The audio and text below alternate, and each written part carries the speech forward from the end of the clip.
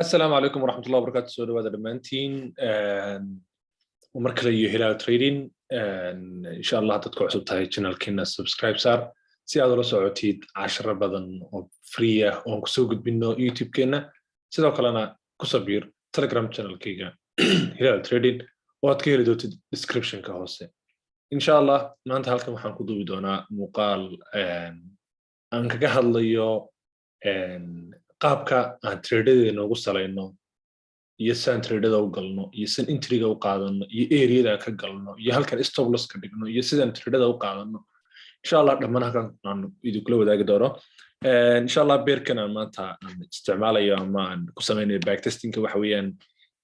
beer la yiraahdo USD JPY sidoo kale inta badan ardayda ila qaadatay baa course-ka inta badan si fiican u fahmaysa idinkan insha Allah waxaan rajaynaynaa wax badan idinku ka fahmi doontaan horta mar walba marka aanu qaadanayno trade-ka waxaynu horta eegnaa guud ahaan structure-ka lacagtan waa halkii okay waxaad arkaysaa lacagtan inuu structure-keedu yahay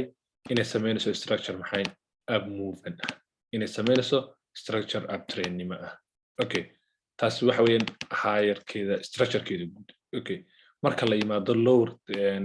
structure-keeda yara hoose ee minor-kana waxaad u jeedaa inay iyadana halka ka sameynayso lower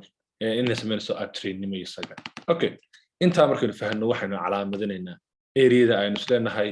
waxaa laga suuqa haddii la jibiyo waa isbedeli doonaa guud ahaan jihada lacagtani okay halkani waxay noo noqonaysaa maxay 4-hour conch oo haddii halkaa la jibiyo waxaynu leenahay guud ahaan lacagta structure-keeda waa la bedelay okay intaa markaynu eegno waxaan eegaynaa haddana labadan move ugu dambeeyay inaynu sameynayna case study ku sameyn doonaa okay markaad halka timaadid this is last muxuu ahaa marka laga hadlayo dhaqaaqii ugu dambeeyay lacagtan sameysay wuxuu ahaa candle-kii koobaad lowgiisa iyo candle-kii labaad candle-kii koobaad highgiisa labaad noqonaysa maxay IMP ama imbalance halkaana waynu ka hadlay okay inta markaynu eegno dan kana waanu imanayna okay kan waxaad arkaysaa inuu leeyahay horta Marapusu candles wax la yiraahdo ama candle aad u waaweyn oo huge candles ah taasi oo ku cadeynaysa inay barta soo galaan wixii la oran jiray smart money traders ama institutional trading qolii la oran jiray okay intaas markaynu aragnay inta ka helno then waxaan raadinaynaa entry-geen hadaba marka inta markaynu helno sidoo kale aynu halkan ka helnay maxay halkan muxuu leeyahay no confirm gareynaya maxay structure-ka jihada lacagtan inay uptrend-nimadiisa u sii socon doonto okay oo halka break of structure ay halkan ka helnay okay intaas markaan helno waxaan soo qaadaynaa 50 ama Fibonacci-geena okay waxaynu saari doonaa insha Allah intaas okay inta markaan Fibonacci-ga sida u saaro halkani waxaynu ka helnay maxay halkan waxaynu yaala waxaynu ka helnay institutional candle-ka ama institutional ama order block candle-kii aynu ka helnay okay intaas markaynu helno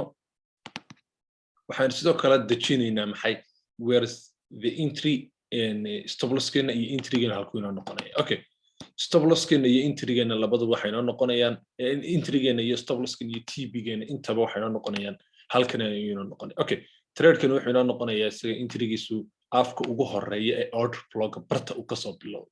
ayuu inoo noqonayaa maxay entry-geena stop loss-keena muxuu inoo noqonayaa in yar baynu u jirsiinaynaa maxay okay stop loss-keena waxaan dhigaynaa maxay xoogaa ayaan ka hoos marinaynaa muxuu ahaa order block-geena okay intaas markaynu isla helno then price-ka aynu play garaynin intaana price-ka play garaynin marka haddaynu eegno RR-ka waa maxay waa 8RR okay sidoo kale markaynu eegno stop loss-kiisu waxa weeye 23 bip TP-giisuna maxay 187 bip okay time frame-ka aan joogaa waa 1 hour-ka ayaan joogaa okay haddaba price-ka aan play garayna insha Allah okay wixii isbedela iyo wixii kale halkan insha Allah aan kula socon doono okay xooga xawaaraha yara dheeraysiiyay okay wuxuu sameeyay suuqu wuxuu sameeyay okay let's see aan sidoo soo dhaweyno wuxuu halku soo dhawaaday order block-na wuxuu sameeyay in yar ayuu soo jirsaday wuxuu sameeyay suuq haddaan boost gareeyo in yar waxbaan ku tusay arday maybe inuu qof dad badan is oran lahaayeen haddii uu suuqani bartan uu kasoo button soo gaadhay uu dan kor uga noqday oo iminka 2 casho wax ku dhow kor kaaga aaday maybe inay dad badan is yidhaahdaan suuqani jihadiisii halkan order blog ma soo gaadhin dan halkaas uu ka dhaqaaqay taasna inta badan waxaan cabsi kugu abuureynin ilaa iyo inta haddii bartan laga kormaro haddii halkaa laga kormaro cabsi weyne gelisa xidho karaynaa mala lacagta kor baa loo dhaqaajiyay laakiin haddii aan laynooga kormarin kan aan laynooga kormarin wili oon structurekii hoose dhowjireenka aad u socdeen laynooga kormarin cabsi inama gelayso okay haddii laakiin cabsi ina geli lahayd oo in orderkaas ka xidhi lahayn limitkaas ka xidhi lahayn waxaan arki lahayn maxay inuu dee traderkaas kusoo laabtay orderkan inoo furay dan muxuu samayn doonaa taasay su-aal markaa ka taagan tahay okay let's see daba in aragno maxaynu ka filan karay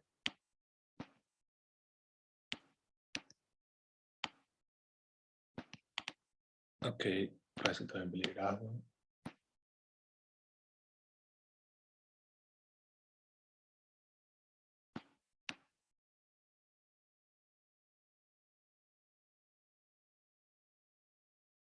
okay maxaynu ka haynaa halka wuxuuna siiyey si qurux badan wuxuu inoo siiyey maxay the TP-geena inoo siiyey okay intaas ayaan insha allah idila wadaagayay sidoo kale waxaan samayn doonaa insha allah xiisado